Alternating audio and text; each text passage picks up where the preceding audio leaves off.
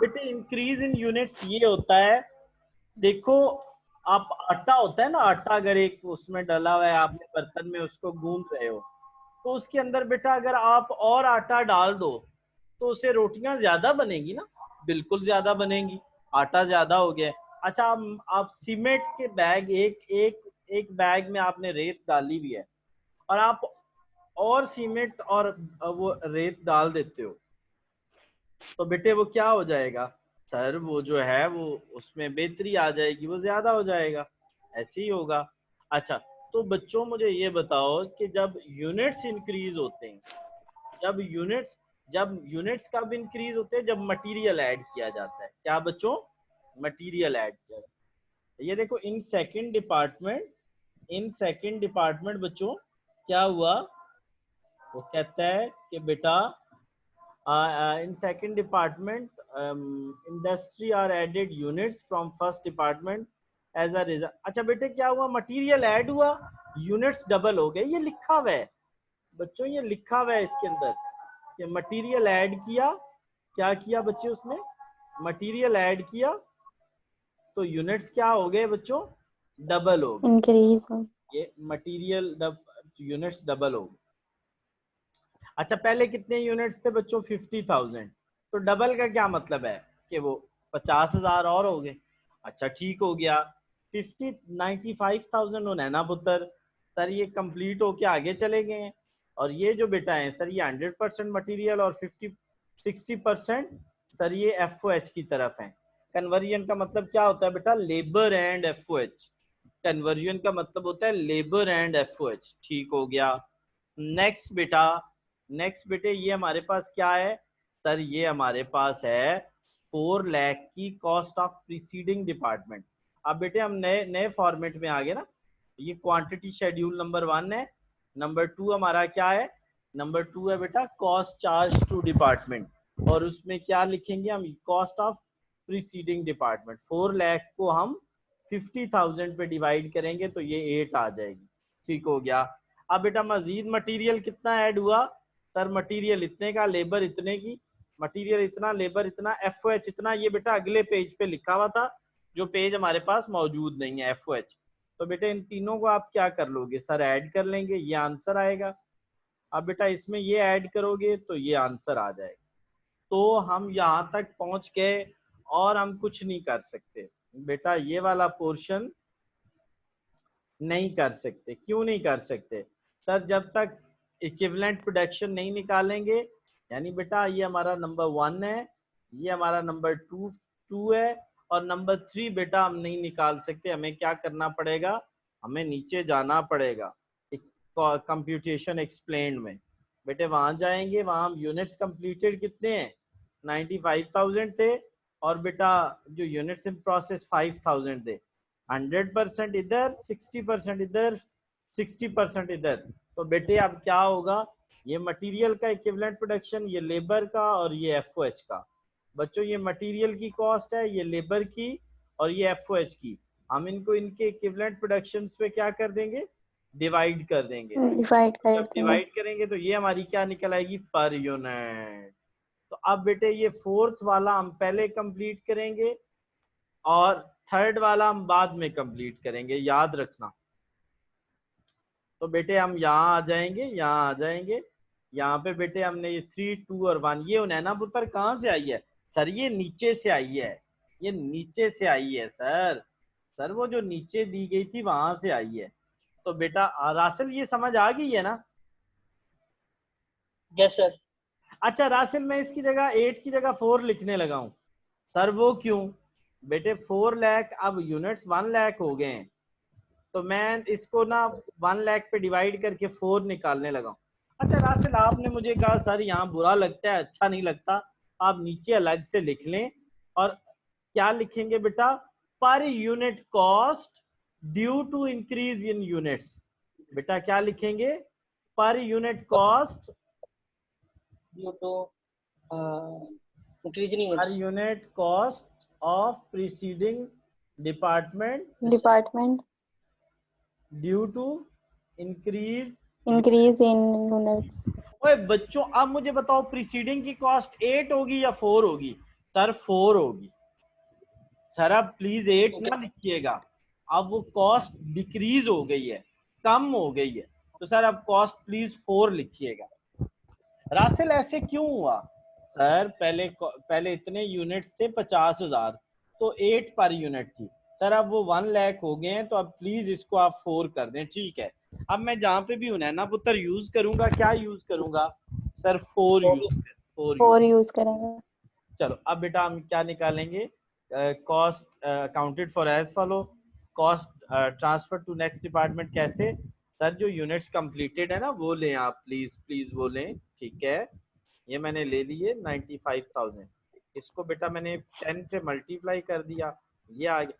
ये बेटा work in process ending inventory, preceding material labour FOH, preceding ये बच्चों 5,000 है ना, 5,000 इसको हमने लिखा 100% प्रीसीडिंग, 100% मटेरियल, 60 और 60% लेबर और एफओएच, और उसके बाद बेटा ये इसका टोटल, इन दोनों टोटल्स को ऐड, तो ये आंसर आ गया।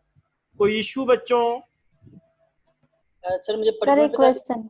मेरा पहले सवाल सुन लो, इस क्वेश्चन में और बाकियों में क्या फर्क है?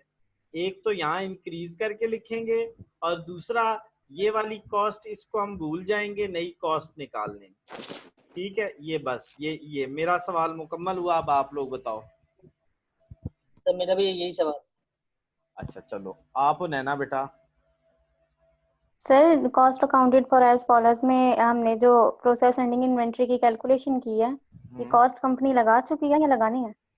ये बेटा कॉस्ट ऑफ एंडिंग इन्वेंट्री, ये बेटा वो कॉस्ट है। Good question. अच्छा चलो मैं बताता हूँ बेटे। सपोज आप और मैं काम करते हैं, हम चेयर्स बनाते हैं, चेयर्स बनाते हैं। अब बेटे आपने चेयर्स के देखे होंगे ना, मुख्तलिफ पार्ट्स होते हैं, नीचे उसकी वो टांगे होती हैं, दरमियान में बैठने वाली जगह होती है, उसकी बैक होती है, ठीक है, और साइडों पे साइड आर्म्स होती हैं। अब बेटे ये वो पैसे हैं कि सपोज हमने वो जो है ना चेयर्स बनानी, उनकी साइड आर्म्स पे आर्म्स हमने बना ली। ये बेटा वो पैसे हैं नैना पुत्र कि सर यस। ये उस चीज की कॉस्ट है जो आधी मुकम्मल है और आधी मुकम्मल नहीं है। ये बेटा नहीं। उसकी कॉस्ट है जो आधी मुकम्मल है, और ये कंपनी लगा चुकी है, लेकिन बेटा अभी यूनिट पूरा बना नहीं है। यानी वो चेयर की बेटा बैक या साइडें तो बन गई हैं, लेकिन नीचे उसकी लेग्स को नहीं लगी, समझ आ गई? टांगे को नहीं लगी। यस। ये वो कॉस्ट। अच्छा जी, अब मेरी सुनो बात। मेरी बात ये है कि हम नेक्स्ट क्वेश्चन भी मैंने अब आप लोग अकॉर्डिंग लगाया सर। जी, ये बेटा मैंने इतने यूनिट्स उन्होंने रिसीव किए, और यूनिट्स बेटा कितने और कॉस्ट कितनी थी सर? उनकी कॉस्ट इतनी थी, ठीक हो गया। अब बेटा उसमें मटेरियल कितना ऐड हुआ? 30% मटेरियल, ठीक है। ना ना ना ना, मटेरियल एडेड, मैंने कहा था ना मटेरियल ऐड होगा तो यूनिट्स इंक्रीज, 30% यूनिट्स इंक्रीज हो जाएंगे बच्चों। इसका 30% लो तो ये बन जाएगा, ठीक है, ये बन जाएगा। क्या बच्चों मैंने कहा है? इसका 30% लो तो ये बन जाएगा, ठीक हो गया। अब बच्चों आगे क्या कहता है? वो कहता है जी के मटेरियल इतना, लेबर इतनी, एफओएच इतना। ये देखो बच्चों, लेबर, मटेरियल और एफओएच हो गया। वो कहता है 880 यूनिट्स जो है वो लॉस हो गए हैं। बेटे जब भी कोई चीज स्पॉयल होएगी ना, नॉर्मल स्पॉयलेज, ये देखो उसने लफ्ज यूज किया है, नॉर्मल लॉस है। ये क्या है? नॉर्मल लॉस, यहाँ लिख दिया। नॉर्मल लॉस के नीचे कोई डिग्री ऑफ कंप्लीशन कभी नहीं लिखते, ठीक है। अच्छा उसके बाद बच्चों नेक्स्ट वो कहते हैं, सर अब नॉर्मल लॉस में लिखते हैं डिग्री ऑफ बिल्कुल कंप्लीशन। डिग्री ऑफ कंप्लीशन उनमें होता है बेटा। वो कहता है बेटा 19,000 जो है वो कंप्लीट हो गए हैं, और जो बाकी रिमेनिंग है ना, जो 3,000 है सर, 3,000 लिखे हुए तो नहीं है। रासिल कैसे निकालेंगे सर? इन दोनों को ऐड करके इन दोनों को माइनस करेंगे तो ये निकल आएंगे। रासिल कैसे निकलेंगे बता जरा? ऊपर वाले दोनों ऊपर को जो हमारे ऐड करके और इन दोनों को माइनस करेंगे तो ये निकल आएंगे, ठीक है। अच्छा इनके बारे में बेटा वो क्या कहते हैं सर? इनके बारे में वो ये कहता है कि 1/3 कंप्लीट है, मटेरियल, लेबर और एफओ तीनों की। चलो जी इतना हो गया। अब मैंने आप लोगों को थोड़ी देर पहले ये बताया था कि जब भी ये क्वेश्चन करने हैं तो क्या निकालनी है? cost of units received from preceding department after Yes. increase After. unit. Yes sir.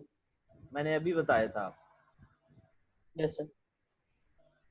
लो भाई बच्चों, हो गया। Cost of unit received from preceding department.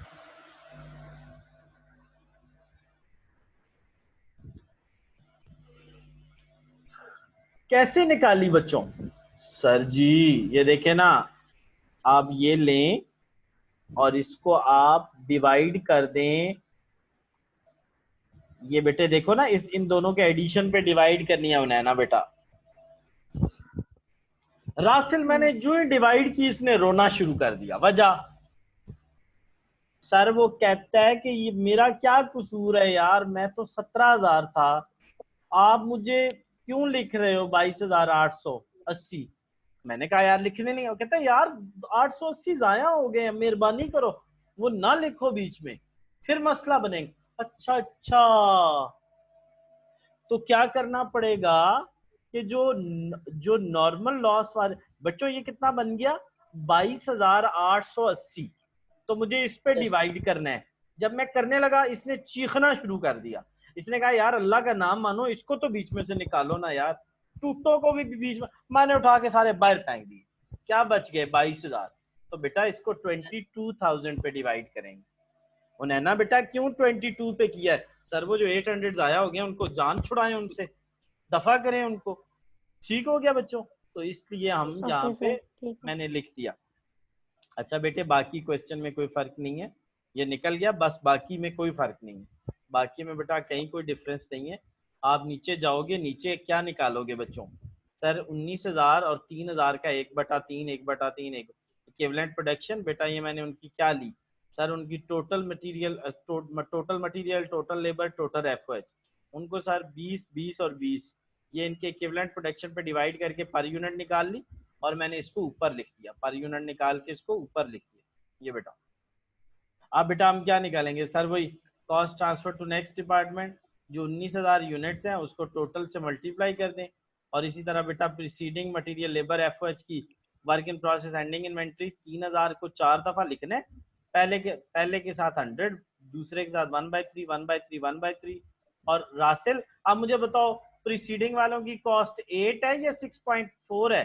Sir नहीं नहीं नहीं 6.4 है, इंक्रीज हो गए यूनिट्स। ठीक है 6.4 5.25 1.75 और 1, और बच्चों चारों को ऐड, ये आ गया, इसको ऊपर वाले में ऐड, ये हमारा आंसर आ जाएगा। कोई मसला? यस। No sir. मैं आपको वीडियोस भी नो भेज रहा सर। हूँ, हैंडआउट्स भी भेज रहा हूँ। और आज हमने 11वां क्वेश्चन करना है ना, उसका फिर 11th क्वेश्चन शुरू करते हैं।